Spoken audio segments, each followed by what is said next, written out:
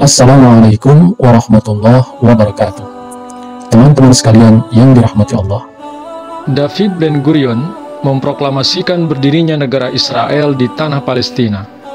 Satu hari sebelum mandat Inggris di Palestina berakhir, atau tepatnya pada tanggal 14 Mei 1948. Bagaimana Israel bisa berdiri? Berikut ini sejarah singkat awal mula berdirinya negara Israel.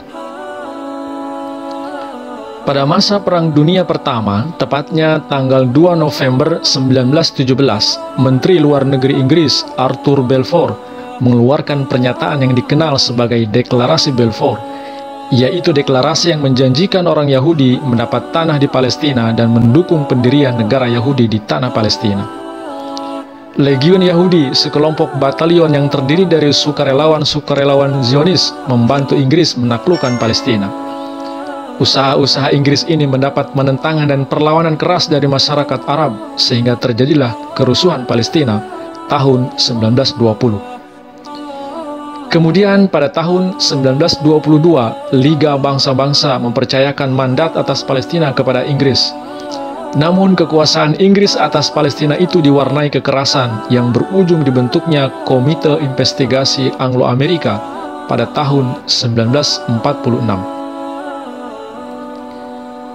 Hingga akhir Maret 1948, setidaknya 2.000 orang tewas dan 4.000 lainnya terluka akibat berbagai kerusuhan. Komite ini kemudian menyetujui rekomendasi Amerika Serikat terkait pemindahan segera 100.000 pengungsi Yahudi di Eropa ke Palestina, dan merekomendasikan tak ada negara Arab atau Yahudi di Palestina. Akan tetapi, implementasi rekomendasi ini ternyata tak mudah. Partai Buruh Inggris berang karena Presiden Amerika Serikat Harry Truman mendukung imigrasi 100.000 pengungsi Yahudi, tetapi menolak temuan komite lainnya. Kondisi inilah yang membuat Inggris mengumumkan niatnya menyerahkan mandat Palestina ke tangan PBB. PBB lalu membentuk badan atau Komite Khusus untuk Palestina pada tanggal 15 Mei 1947. Terdiri dari 11 negara, komite ini kemudian melakukan sidang dan mengunjungi Palestina untuk melakukan investigasi. Pada 31 Agustus 1947, laporan Komite Khusus untuk Palestina merekomendasikan kepada Sidang Umum PBB sebuah skema pembagian wilayah Palestina dalam masa transisi selama 2 tahun, dimulai pada 1 September 1947. Badan PBB yang baru saja dibentuk kemudian menyetujui rencana pembagian PBB. Resolusi Majelis Umum PBB 18 pada 29 November 1947. Rencana pembagian ini membagi Palestina menjadi 2 negara, satu negara Arab dan satu negara Yahudi. Negara Arab merdeka 11.000 km persegi dan negara Yahudi 15.000 km persegi.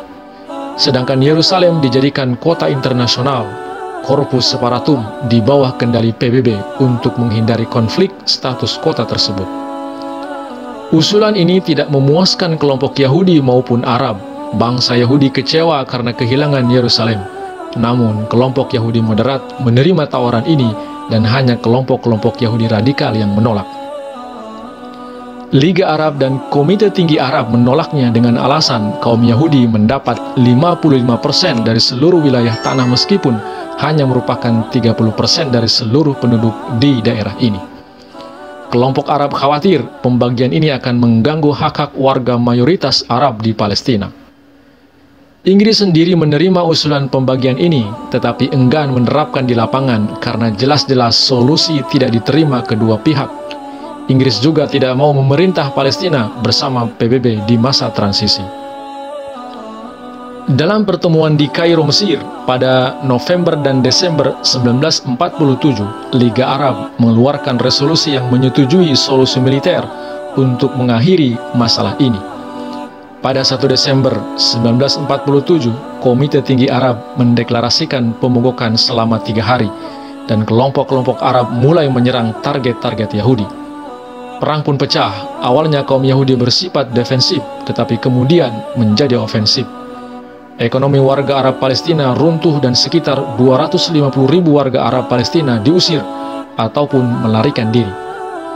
Dalam kenyataannya, sejumlah negara Arab memiliki agenda tersendiri. Jordania ingin menguasai tepi barat, sementara Suriah menginginkan bagian utara Palestina, termasuk wilayah yang diperuntukkan bagi Yahudi dan Arab. Sehari sebelum mandat Inggris di Palestina berakhir, atau tepatnya pada tanggal 14 Mei 1948, Ketua Yisuf Komunitas Yahudi di Palestina, David Ben-Gurion, mendeklarasikan berdirinya negara Israel di hadapan 250 orang undangan di Museum Tel Aviv.